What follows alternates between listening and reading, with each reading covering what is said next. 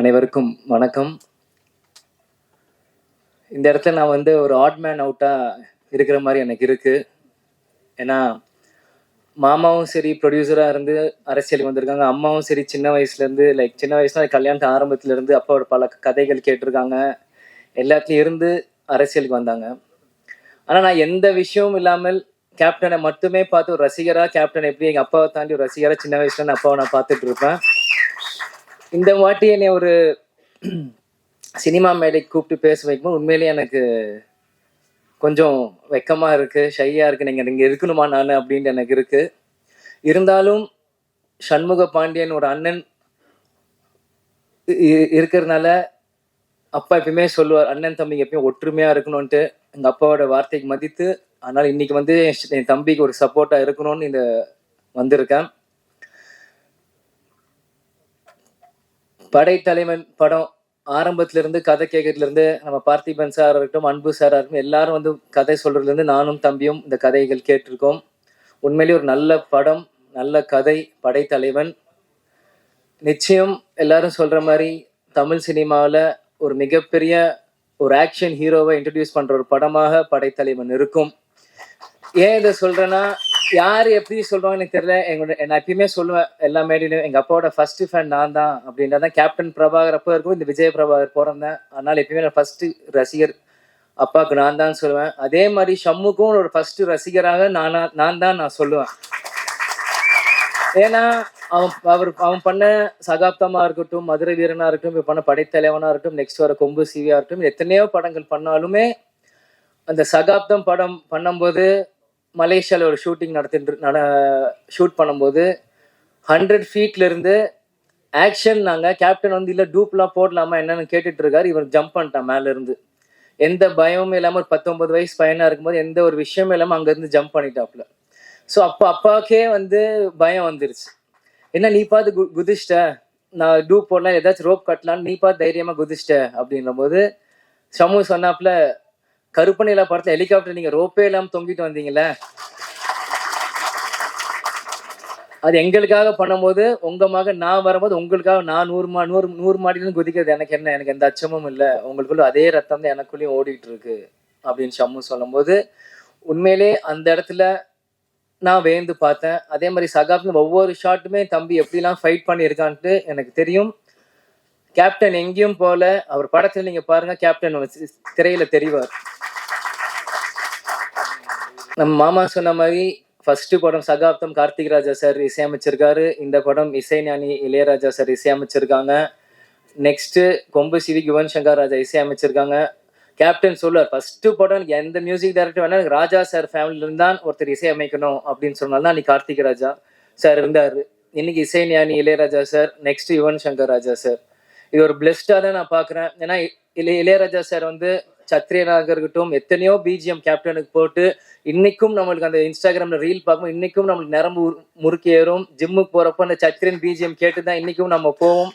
அந்த மாதிரி evergreen songs கொடுத்துருக்காரு. இன்னைக்கு அடுத்த தலைமுறையா வர சண்முக பாண்டியன் அவர் கொடுக்கறது வந்து எனக்கு ஒரு பிளெஸ்டான ஒரு விஷயமா நான் பாக்குறேன். அதே மாதிரி இந்த மேடையில் இருக்கும் எல்லாருமே என்னோட சீனியர்ஸ், எனக்கு என்ன பேசுறதுன்னு தெரியல. அதனால உங்க எல்லாருக்குமே இந்த நேரத்தில் நான் கேட்குறது, ஷம்முவை பிளெஸ் பண்றதுக்காக நீங்க எல்லாருமே இங்க வந்திருக்கீங்க. உங்க எல்லாருக்குமே இந்த நேரம் என் நன்றியை நான் தெரிவித்துக் கொள்கிறேன். முருகதாஸ் சார் வந்து நான் சின்ன வயசுல இருந்து ரமணா படத்துல இருந்து நான் பார்த்துட்டு இருந்திருக்கேன். முதல்ல கஜினி ஹிந்தி படம் லான்ச் ஆகும்போது ஆடியோ லான்ச் பண்ணிட்டு அந்த சிடியை வீட்டுக்கு கொண்டு வந்து கொடுத்தார். அவர் 2 பேருமே கேப்டன் தரையில உட்காந்து அந்த படத்தை பார்த்துட்டு இருந்தார். அப்போ முருகதாஸ் அண்ணனும் தரையில உட்காந்து அந்த சாங்ஸ் எல்லாமே போட்டு கேட்டுட்டு இருக்கும்போது அந்த அனுபவம் எனக்கு இருக்கு. பொன்ராம் சாரும் சசிகுமார் சாரும் இப்போ தற்சமயமா சமூக ஒரு படம் பண்றப்போ பழக ஆரம்பிச்சேன். உண்மையிலேயே எப்படி நீங்க எல்லாம் கேப்டனை சொல்றீங்களோ அதே மாதிரி நான் சசிகுமார் சார் நான் பாக்குறேன். ரொம்ப டவுன் டு அர்த்தா அவர் பழகிறதும், அவர் என்கிட்ட சில டாக் விஷயங்கள்லாம் என்கிட்ட பேசுறதும், அது மாதிரி பல விஷயங்கள் சசிகுமார் சார் நான் பார்த்துட்டு இருக்கேன்.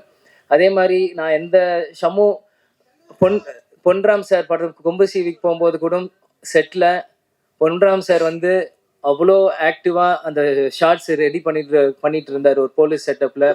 அங்கே போய் பார்க்குறப்போ எனக்கு ஒரு தனி மரியாதை கொடுத்து என்னையும் அரவணைச்சு அந்த இடத்துல உட்கார வச்சு என்னையும் இப்படி பாருங்க தம்பி இப்படி நடிக்கிறார், இந்த ஷாட் இப்படி இருக்கு, எனக்கு ஒவ்வொன்றுமே சொன்னார். அதனால் பொன்ராம் சாருக்கும் இங்கே வந்திருக்கு நன்றி நான் தெரிவித்துக் கொள்கிறேன்.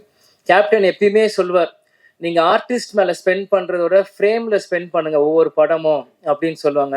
அது மாதிரி படைத்தலைவன் பார்க்கும்போது ஒளிப்பதிவாளர் சதீஷ் சார் வந்து ஃப்ரேம் பை ஃப்ரேம் உண்மையிலேயே சூப்பராக செஞ்சுருக்காரு. நேரத்தில் அவருக்கும் நான் என்னோட விஷஸ் நான் சொல்லிக்கிறேன். அதே மாதிரி பார்த்திபன் அண்ணன் கதை சொல்லிட்டு வரும்போது முதல்ல அவர் நட்பை துணை முடிச்சுட்டு வந்து கதை சொல்கிறப்போ அவர் மேடையில் என்ன பேசணும் அதே தான் வீட்லேயும் சொன்னார்.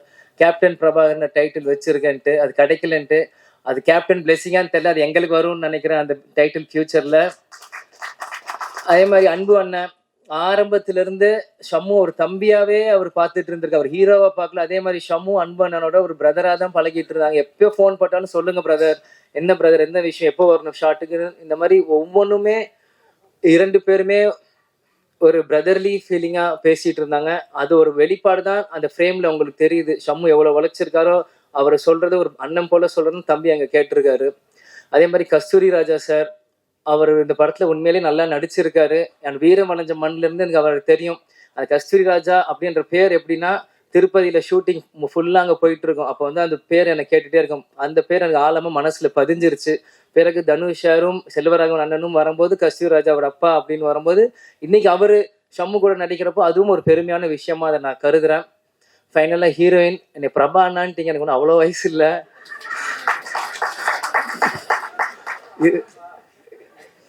நீங்களும் இந்த படத்துல நல்லா நடிச்சிருக்கீங்க. கேப்டன் நீங்க பார்க்க ஆஃபீஸ் வரும்போது உங்களை நான் சந்திச்சேன். உங்களுக்கு என்னோட பெஸ்ட் விஷஸ். நீங்க பிரபா ப்ரோ இல்லை இந்த மாதிரி எல்லாரும் கூப்பிடுங்க. இன்னொன்று அதனால எல்லாருக்குமே இந்த நேரத்தில் என்னோட நன்றியை நான் தெரிவித்துக் கொள்கிறேன். கடைசியா கேப்டன் ஃபேன்ஸுக்கு ஒரு வரப்பிரசாதமா இருக்கும். அந்த கடைசியில அந்த கேப்டன் கண்ணு காமிக்க போது எனக்குலாம் அழுக வந்துருச்சு. ஆனா எல்லாமே கண்ட்ரோல் பண்ணிட்டு சிரிச்ச முகத்தோட நிக்கிறேன். நான் அரசியல் மேடையில சொன்னதுதான் டிஎம்டிகே 2.0 ஸ்டார்ட் ஆகுதுன்ட்டு. அது ஒவ்வொரு இடத்துலையும் நீங்க பாப்பீங்க. வெறும் அரசியல் மேடையில் சினிமாலையும் டிஎம்டிகே 2.0 அப்படின்னு ஸ்டார்ட் ஆகுனா இன்னைக்கு ஷம்மு ஒரு பக்கம் வருவாப்புல, நம்ம கட்சி ஒரு பக்கம் வளரும், நம்ம நினைச்ச கொள்கைகள் ஒரு பக்கம் வளரும். கேப்டன் விட்டுட்டு போன பணிகள் எல்லாமே நம்ம ஒண்ணு விடாம செய்வோம். அது சினிமாவாக இருந்தாலும் சரி, மக்கள் பணியாலும் சரி, அரசியல் இருந்தாலும் சரி. அதனால எல்லாமே இன்னைக்கு நாங்க இங்க நிக்கிறோம், இந்த மேடையில இருக்கிறோம், எல்லாத்துக்குமே அது காரணம் எங்க அப்பா, எங்க கேப்டன் மட்டும்தான். அவர் இல்லாத இந்த நேரத்தில் மக்களாக நீங்களும், பத்திரிகை நண்பர்கள் நீங்களும், என்னோட தம்பி உங்களோட சண்முக பாண்டியனை நீங்க வளர்த்து விடணும். அரசியல் மேல முதல்ல கேப்டன் வந்து நீ போ அப்படின்னு சொன்னாரு. அப்ப வந்து என்னோட தொண்டர்களும் ரசிகரும் கூட இருக்காங்க, தைரியமா போன்னு சொன்னாரு. அதே மாதிரி இன்னைக்கு சினிமா உலகத்துல சண்முக பாண்டியன் வர்றப்போ மக்களும் பத்திரிகை நண்பர்களும் டெக்னீஷியன்ஸ் கூட இருக்க நம்பிக்கையில இன்னைக்கு சண்முக பாண்டியன் உங்களுக்கு முன்னாடி நாங்க அமைச்சிருக்கோம். நாங்க எந்த ஃபிலிம் எந்த ஷூட்டிங் நாங்களாம் வரமாட்டோம், உங்களை நம்பி அமைச்சிட்டோம். இனி அவர் உங்க ஹீரோ. கேப்டன் எங்க சொத்து இல்ல, பொது சொத்து. அந்த பொது சொத்தோட வாரிசு சண்முக பாண்டியனும் உங்க சொத்து. அதனால சண்முக பாண்டியன் மிகப்பெரிய ஹீரோவாக்குறது எங்க ஆசையை தாண்டி கேப்டனோட ஆசை. கேப்டனோட ஆசை என்னமோ அது உங்களோட கிட்ட நான் கொடுக்குறேன். அதனால நிச்சயம் சண்முக பாண்டியன் மிகப்பெரிய ஹீரோவா வரணும். நீங்க கொடுப்பீங்கன்னு நம்புறேன். கேட்பது என் உரிமை, கொடுப்பது உங்கள் கடமை. திரும்பியும் சொல்றேன், சண்முக பாண்டியன் மிகப்பெரிய ஹீரோவா வரணும். கேட்பது என் உரிமை, கொடுப்பது உங்கள் கடமை. அதே மாதிரி MC கவிதா காவ்யா அவங்களுக்கும் இந்த நேரத்தில் எனக்காக ஒரு இன்ட்ரோடக்ஷன் கொடுத்து எனக்கு ஒரு வரவேற்பு கொடுத்தாங்க. பல இடத்துல அவங்க ஸ்டார்ட் பண்ணும்போது நிறைய பேர் வந்து அவங்களை ஸ்டாப் பண்ணிடுவாங்க. பட் எனக்காக அவங்க நேரத்தை செலவு செஞ்சு எனக்காக ஒரு இன்ட்ரோடக்ஷன் கொடுத்தது அவங்களுக்கும் இந்த நேரத்தில் நான் நன்றியை தெரிவித்துக் கொண்டு விடைபெறுகிறேன். நன்றி, வணக்கம். சேனல் யூடியூப் நண்பர்கள் எல்லாருக்கும் வணக்கம். கட்சிக்காரங்க எல்லாருக்கும் வணக்கம். இந்த படம் வந்து எனக்கு ரொம்ப ஸ்பெஷலான படம். எனக்கு வந்து ரொம்ப க்ளோஸான படம். ஏன்னா அப்பா இருக்கும் போது அப்பா கதை கேட்டு ஓகே பண்ண படம் இது. அதே மாதிரி அப்பாவோட பிறந்த நாள் அன்னைக்கு இந்த படத்தோட ஃபர்ஸ்ட் கிளிம்ஸ் ரிலீஸ் பண்றோம். அப்பா இருக்கும் போதே நீங்க ட்ரெய்லர்ல பார்த்த அந்த 2 ஃபைட் சீக்வன்ஸையும் அப்பா ஃபுல்லா பார்த்துருக்காரு. அப்பா நல்லா வந்திருக்குன்னு அவர் வாயால சொன்னாரு. அதனால எனக்கு இது ரொம்ப க்ளோஸ் டு மை ஹார்ட். அதே மாதிரி அன்பு பிரதர் வந்து எனக்கு டே 1 என்ன கதை சொல்லி இது இப்படிதான் பிரதர் வரும், இது இந்த மாதிரி தான் அவுட்புட் என்ன வரும்னு சொன்னாரோ அதை அப்படியே எக்ஸாக்டா கொடுத்துருக்காரு. So thank you brother. Cameraman sir ரொம்ப அருமையான ஒர்க் பண்ணியிருக்காரு. எனக்கு இந்த செட்ல வந்து ஒரு ஒரு ஒரு பயமோ இல்லை நான் பண்றது சரியோ தப்போ இல்லை யாரோ ஏதோ தப்பா பேசிடுவாங்களோன்னு எனக்கு எந்த ஒரு கில்ட் ஃபீலோ ஒரு தப்பான ஃபீலோ கேமராமேன் சைடா இருக்கட்டும் இல்லை டைரக்ஷன் சைடா இருக்கட்டும் எங்கேயுமே எனக்கு கொடுக்கல. ரொம்ப கம்ஃபர்டபுளா என்னை வச்சு அவ்வளோ அருமையா என்கிட்ட இருந்து வேலை வாங்கியிருக்காங்க. யானை என்னோட படத்துல என்னோட நண்பன் மணியன். நானும் அதுவும் வந்து நீங்க எல்லாரும் நினைச்சிருக்கலாம் இந்த மாதிரி யானை கூட ஒரு 20 நாள் 30 நாள் ப்ராக்டிஸ் எடுத்து இது பண்ணலான்ட்டு. ஆனா என் டைரக்டர் சார் அதெல்லாம் விடல. ஃபர்ஸ்ட் டே பூஜை நடந்து முடிஞ்ச 2வது நாள் பிரதர் இன்னைக்கு உங்களுக்கு ஃபைட் சீன்னாரு. நானும் சரி ஓகே ஃபைட்டு தானேன்ட்டு போய் பார்த்தா 5 யானையை நிக்க வச்சிருக்காரு. நான் கூட ஏதோ விளையாட்டுக்கு சொன்னார், இல்லை பிரதர் நீங்க யானை கீழே வரணும் வந்து ஒருத்தர் அடிக்கணும்னு. சரி பிரதர் சும்மா விளையாட்டுக்கு தானே ஏதோ சரின்னு விட்டேன். பார்த்தா நிஜமாலே ஃப்ரேம் அதுக்கு தான் வச்சுட்டு இருந்தாங்க. ஸோ அங்கே நான் யானைக்கிட்ட நான் பழக ஆரம்பிச்சேன். அதுதான் எனக்கு டே 1. அப்போதான் நானும் ஃபர்ஸ்ட் டைம் யானையை பார்க்குறேன். அங்கே தான் பழக ஆரம்பித்தேன். அப்போ எனக்கு அப்பா சொன்னது ஒன்று ரொம்ப நல்ல ஞாபகம் வந்துச்சு. அப்பா கள்ளழகர்ல யானை கூட இருக்கும்போது அவர் தான் டெய்லி சாப்பாடு ஊட்டி விடுவார். அப்பா அது கூட ஃபுட்பால் விளையாடுவாருன்னு சொன்னார். சரி நம்மளும் பண்ணி பார்ப்போன்ட்டு அதுக்கு ஸ்வீட்டு பழம் டெய்லி அதுக்கு சாப்பாடு ஊட்டி விட ஆரம்பித்தேன். அப்போ சொல்லுவார் என்கிட்ட, இந்த மாதிரி யானை வந்து ரொம்ப பாசமானது, நீ அதை விட்டு உன்கிட்ட ஒன்ஸ் அட்டாச் ஆயிருச்சுன்னா அதை நீ விட்டு பிரிஞ்சா ரொம்ப கஷ்டப்படும் அது அப்படின்னாரு. நான் அது அப்போ எனக்கு தெரியாது. இங்கே நான் ஒரு யானையோட நடிக்கும் போது தான் அது எனக்கு தெரிஞ்சுது. ஃபர்ஸ்ட் ஷெட்யூல் முடிச்சுட்டு போகும்போது யானை 2 நாள் சிக்காச்சு. நாங்கள் திருப்பி அடுத்த ஷெட்யூல் வரும்போது அதுக்கு என்ன ஞாபகம் இருக்குமோ இருக்காதோன்னு எனக்கு ஒரு டவுட் இருந்தது. ஆனால் அது என்னை பார்த்தோன்னே ஓடி வந்து என்கிட்ட நின்று டான்ஸ் ஆட ஆரம்பிச்சது. ஸோ அந்த பாண்ட் எனக்கும் அந்த யானைக்கும் ரொம்ப நல்லா கிரியேட் ஆச்சு. முருகதாஸ் சார் சொன்னார், எங்கேயோ படித்தேன், அப்பா இந்த மாதிரி முடிஞ்சா யானையை வாங்கிட்டு வரலான்னு சொன்னாருன்ட்டு. அதே தான் நானும் என் டைரக்டர்கிட்ட கேட்டேன், தமிழ்நாட்டில் அலோவ் பண்ணாங்கன்னா சொல்லுங்க, நான் மணியனை கையோட கூட்டிட்டு போறேன் அப்படின்னேன். நீங்க படத்துல பார்த்தா தெரியும், எனக்கும் அந்த யானைக்கும் உள்ள பாண்ட் வந்து ரொம்ப உண்மையா க்ளோஸா இருக்கும். படைத்தலைவன் வந்து நீங்க மற்ற எந்த படத்தோடையும் நீங்க கம்பேர் பண்ண முடியாது. கும்கி கூடயோ மற்ற எந்த படத்தோடையும் கம்பேர் பண்ண முடியாது. இது கம்ப்ளீட்டா ஒரு டிஃப்ரெண்டான கதை. ஒரு யானைக்கும் ஒரு அதோட ஃப்ரெண்டுக்கும் இருக்கிற கதை. இது நீங்க வந்து எல்லாருமே எப்படி நீங்க ரிலேட் பண்ண முடியும்னா, உங்க எல்லா வீட்லயும் ஒரு நாய்க்குட்டி இருக்கலாம், ஒரு பூனை இருக்கலாம். அதுக்கு ஒரு பிரச்சனைனா நீங்க எப்படி ஃபீல் பண்ணுவீங்க, அதே தான் எனக்கு ஏன் யானை இந்த படத்துல. ஸோ இது எல்லாருக்குமே நல்லா ரிலேட் ஆகும். எல்லாரும் என்ன இந்த மாதிரி அப்பாவை பார்த்த மாதிரி இருக்குன்றாங்க. எனக்கு அது தெரியல. நான் முடிஞ்ச அளவுக்கு என்னோட பெஸ்ட் இந்த படத்துல கொடுத்துருக்கேன். இன்னும் பெட்டரா பண்ணிட்டே வருவேன், இன்னும் பெட்டர் ஆயிட்டே வருவேன் கண்டிப்பாக. அதே மாதிரி சசிகுமார் சார் தான் சொன்னார், நான் அவர் இதில் தான் ஃபர்ஸ்ட் பண்ணேன்ட்டு. இந்த படத்துல வந்து கேமரா முன்னாடி ஒரு பயம் இல்லாம நடிக்கிறதுக்கு ஒரு காரணம் சசிகுமார் சார் தான். ஏன்னா நான் ஒரு 10 வருஷம் கழிச்சு நான் திருப்பி ஒரு கேமரா முன்னாடி வந்து நிக்கிறேன், ஒரு படம் பண்றேன் அப்படின்னும் போது யாரா இருந்தாலும் ஒரு கேமரா முன்னாடி அத்தனை பேர் முன்னாடி நடிக்கணும்ன்றது அப்போ வந்து ஒரு பயம் இருக்கும். அது எனக்கு கம்ப்ளீட்டா எதுவுமே இல்லாம அன்னைக்கு ஒரு 4 நாள் ஷூட் எடுத்தாரு.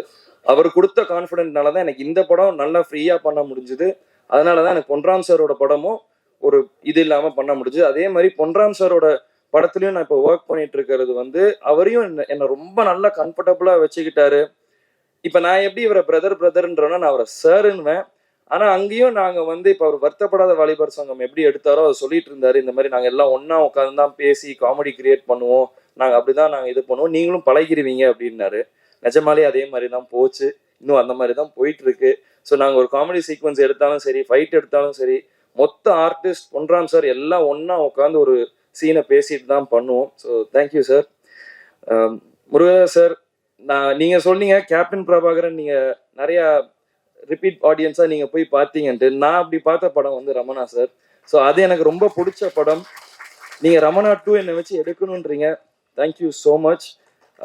It means a lot to me sir. ஏன்னா என்னோட ஒன் ஆஃப் த ஃபேவரட். நான் ரமணா அம்மா கிட்ட கூட சொல்லியிருக்கேன், இந்த மாதிரி நிறைய இன்டர்வியூஸ்லையும் கேட்டிருக்காங்க, உனக்கு ரீமேக் பண்ணணும்னா எந்த 2 படம் இல்லை எந்த இது படம்னா எனக்கு ஃபர்ஸ்ட் சத்ரியன், அதுக்கு அடுத்து எனக்கு ரமணா தான்.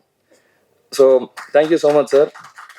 அதே மாதிரி கேமராமேன் சார், நீங்கள் என்னென்னமோ நீங்கள் சொல்லி நம்ம ஷூட்டிங்கில் நிறையா பண்ணியிருக்கோம். பட் அவுட்புட் நான் இப்போ பெரிய ஸ்க்ரீனில் பார்க்கும்போது எக்ஸ்ட்ராடினரி சார். ரொம்ப சூப்பராக பண்ணியிருக்கீங்க சார்.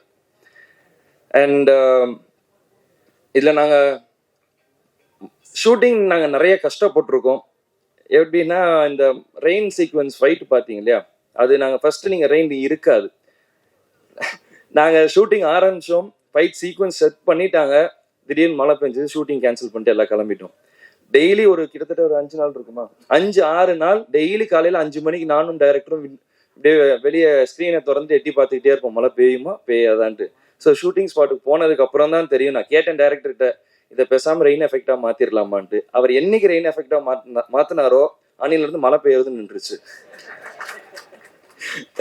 ஸோ அந்த மாதிரி நிறைய சேலஞ்சஸ், நிறைய இது இந்த படத்துல இருந்துச்சு.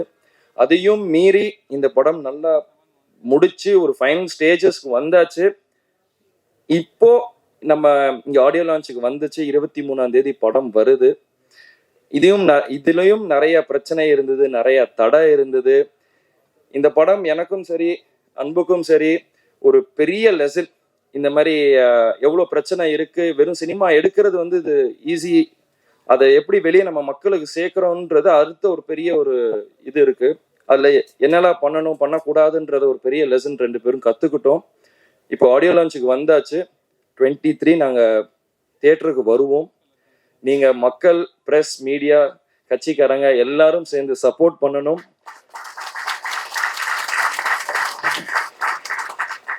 நான் முடிஞ்ச அளவுக்கு நான் பண்ணியிருக்கேன். மீண்டும் நான் இன்னும் பெட்டரா வாங்கிட்டே வருவேன். நீங்க எல்லாரும் தியேட்டருக்கு போய் இந்த படத்தை சப்போர்ட் பண்ணுங்க. உங்க எல்லாருக்கும் கண்டிப்பா இந்த படம் பிடிக்கும். இது ஒரு ஃபேமிலி என்டர்டைனரா இருக்கும். ஸோ நன்றி, வணக்கம். சாரி, அதே மாதிரி அண்ணன் சொன்ன மாதிரி எனக்கு ஒரு பெரிய பாக்கியம். என்னோட ஃபர்ஸ்ட் படத்துல வந்து கார்த்திக் ராஜா சாரோட ஒர்க் பண்ணேன். அதுக்கப்புறம் Ilaiyaraaja sir, next Yuvan Shankar Raja sir. So ராஜா சார்ல இருக்க எல்லா நான் இதை சின்ன வயசுல இருக்கும்போது நினைச்சிருக்கேன். ஏன்னா அப்பா சொல்லுவாரு நாங்க ரொம்ப க்ளோஸ். இது எல்லாம் நான் ஃபர்ஸ்ட் படம் பண்ணும்போது கார்த்திக் ராஜா சாரோட பண்ணும்போது என்னோட ஃபர்ஸ்ட் தாட்டே இதுவாக தான் இருந்துச்சு. என்னைக்காச்சும் ஒரு நாள் இளையராஜா சார் கூட ஒர்க் பண்ண முடியுமா, இல்லாட்டி யுவன் சங்கர் ராஜா சார் கூட ஒர்க் பண்ண முடியுமான்னு தான் நான் நினைச்சேன். நினைச்சபடியே எனக்கு வந்து இது அமைஞ்சிருக்கு. அப்பாவோட ஆசீர்வாதத்தினாலதான் நடந்துச்சுன்னு நான் நினைக்கிறேன். அதே மாதிரி இளையராஜா சார் ரொம்ப ஸ்வீட். நான் எத்தனை வாட்டி நாங்கள் அங்கே போய் நாங்கள் சாங்ஸ் நாங்கள் பார்த்தாலும், ரீ ரெக்கார்டிங் ஆடியோ உட்காந்தாலும் அவர் அன்புக்கு ஏற்ற மாதிரி, அவர் அதுக்கு ஏற்ற மாதிரி கரெக்டாக கொடுத்தாரு. நானும் இது வரைக்கும் 2-3 வாட்டி பார்த்துருக்கேன், பேசியிருக்கேன். படத்துக்கு நானும் இன்னும் படத்தை பார்க்கல, இனிமேல் தான் படத்தை பார்க்கணும். ஸோ மியூசிக்ஸ் 2மே அற்புதமாக வந்திருக்கு. So thank you so much sir, and thank you.